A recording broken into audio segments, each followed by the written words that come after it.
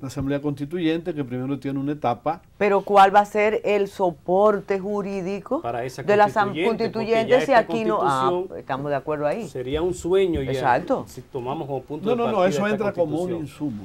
Okay. Pero esa es la Constitución vigente. Sí, claro. Entonces, ¿cuál va a regir porque esa indudablemente, si la Suprema Corte, que nosotros no tenemos ninguna ilusión, o sea, nosotros estuvimos siempre conectados con la Corte Interamericana de Costa Rica. ¿Por qué? Bueno, porque teníamos una idea de que ocurriera lo que ocurrió. O sea, nuestros alegatos no se tomaron en cuenta. Exacto. Ni en primera instancia, ni en apelación, y la Suprema Corte no ha respondido siquiera. Y le hemos hecho 2 emplazamientos más, quejándonos de una denegación de justicia. Pero claro, al conocer la consolidación de la prevaricación en nuestro país, nosotros no teníamos ninguna ilusión. Ahora, claro, para poder llegar a Costa Rica teníamos que llenar todas las instancias dominicanas, sí. Y por eso seguimos insistiendo todavía. De todas maneras, a mí me gustaría en tu programa asumir un discurso pedagógico. Hazlo. Primero, digo, lo has hecho desde el principio. No soy un ser temerario, ni resentido tampoco. Y concretamente, aun cuando me he dirigido críticamente al señor presidente de la República, lo que planteo es que ha tenido una involución. Pero personalmente le guardo estimación como antes. Eso es así. Porque yo no mezclo el problema del pecado y el pecador. O sea, no. O sea, muchas veces el pecador es inocente. Tal vez ahora no lo sea, pero hay ocasiones en que es inocente.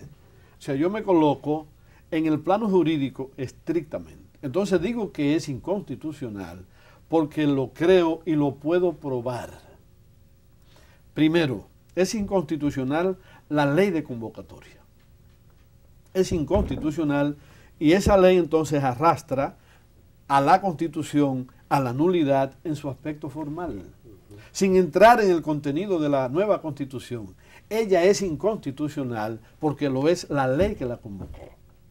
Y esa ley es inconstitucional por el hecho de que un poder del Estado... Ya estaríamos hablando de vicio de forma, no de fondo. Que vale para invalidar una Constitución. Correcto. Eso está explicado en el texto que yo le narraba de los 70 juristas. Y además es así. Una ley de convocatoria nula no puede dar paso a una Constitución válida. No puede porque es que se derrumba todo.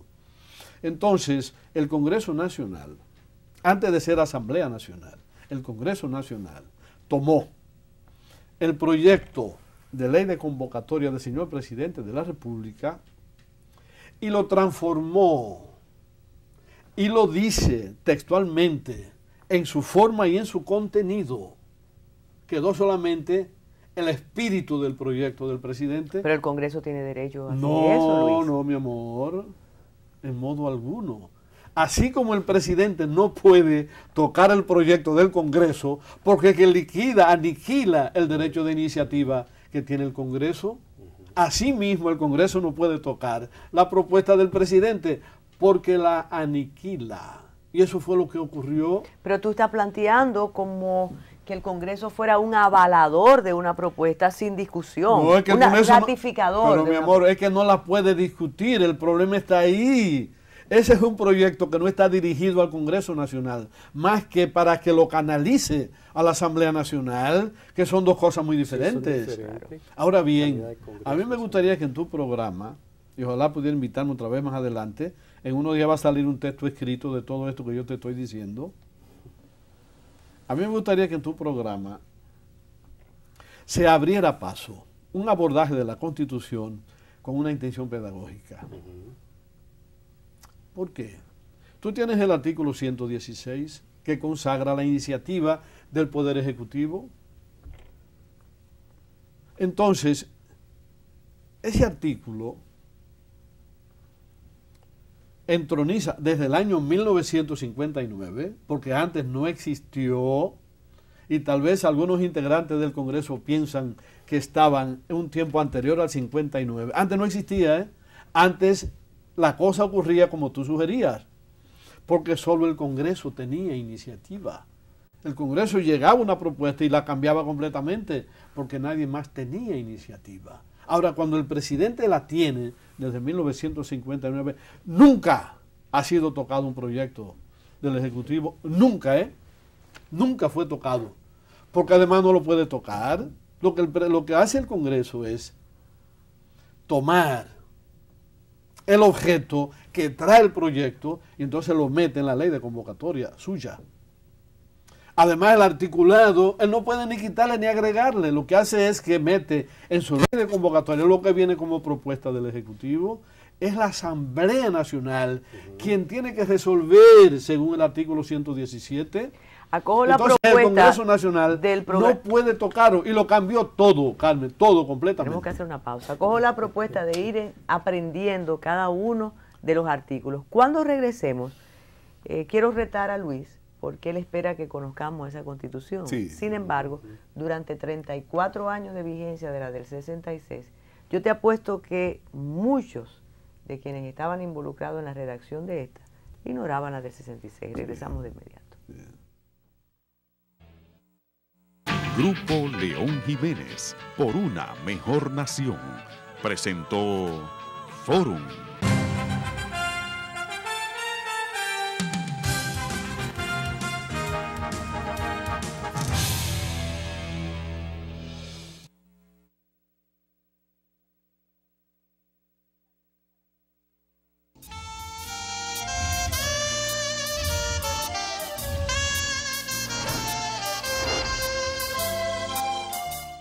Después uno cambia. Venga acá. Usted dice Sí. que espera que esta Constitución Sea se conozca. conocida. Aquí hemos mencionado pedagogía. Ujú.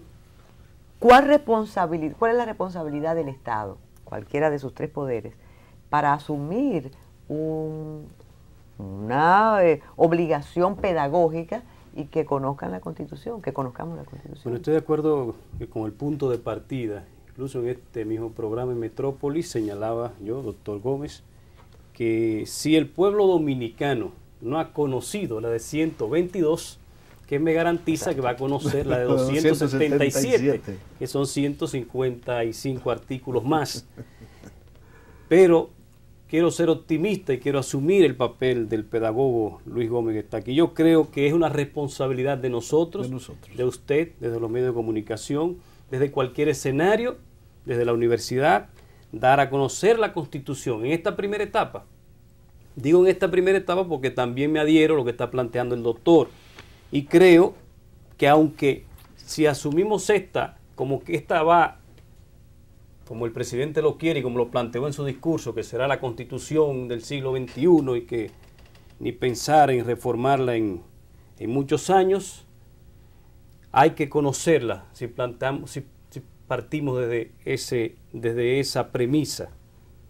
Y aún porque tiene muchos elementos de fondo que ya comenzamos a señalarlo. Usted, doctor, participó en todo eso, los derechos fundamentales, sí, entre otros que están aquí, incluyendo el elemento corrupción. Aquí está el artículo 146.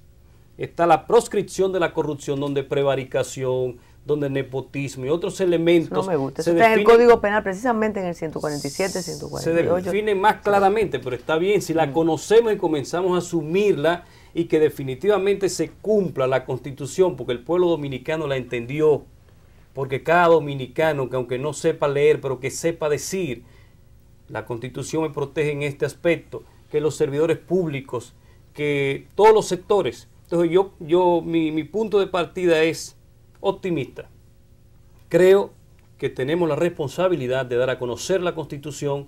Tiene muchos elementos positivos, incluso en la Declaración de los Derechos Fundamentales está que no estaba antes, cuando usted lo apresan, que uno lo ve solamente en las películas, lo que usted ve en las películas de Estados Unidos, usted tiene derecho a esto, esto y esto. Antes no estaba ni siquiera en la ley, ahora está en la Constitución. Cuando usted lo apresen, cuando usted tienen que permitirle, declarar sus derechos. Sí, indicárselos. Indicarle, pero también tiene derecho a una llamada inmediatamente, claro, que antes no estaba en ningún lugar, solamente se veía en la televisión. O sea, son elementos que si la gente no lo conoce, entonces no puede obtener lo positivo y para evitar también los